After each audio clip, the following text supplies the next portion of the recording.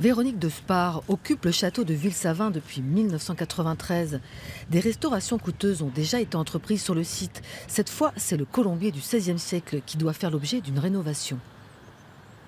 Donc là, vous voyez que effectivement, la pierre est très dégradée, le toit est en mauvais état, la lucarne a été un petit peu rafistolée avec des planches qui elles-mêmes ne tiennent plus.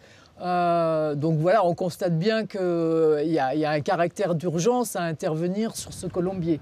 Et pour chaque restauration entreprise, comme ici celle de la salle de garde ou encore la rénovation des peintures murales de la chapelle, les châtelains de Ville-Savin n'ont pas d'autre choix que de faire appel aux subventions.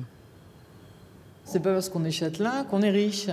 Et bien au contraire, puisque tout notre argent, on le consacre au monument, tout notre temps, c'est pareil, on le consacre au monument. Nous, on est dans des restaurations sur site classé qui atteignent des montants qui sont quand même importants pour un petit monument comme Ville-Savin.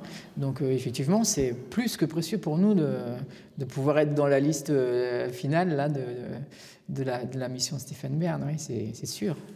Le site de Ville-Savin, c'est l'un des 4 monuments du Loir-et-Cher à être présélectionné pour bénéficier d'une aide de la Fondation du patrimoine.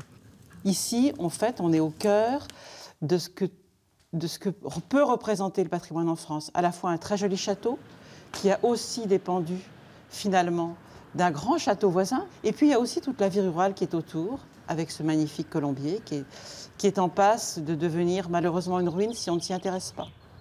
Les travaux du colombier, eux, doivent débuter en novembre 2018 et seuls 40% de leur financement ont été recueillis à ce jour.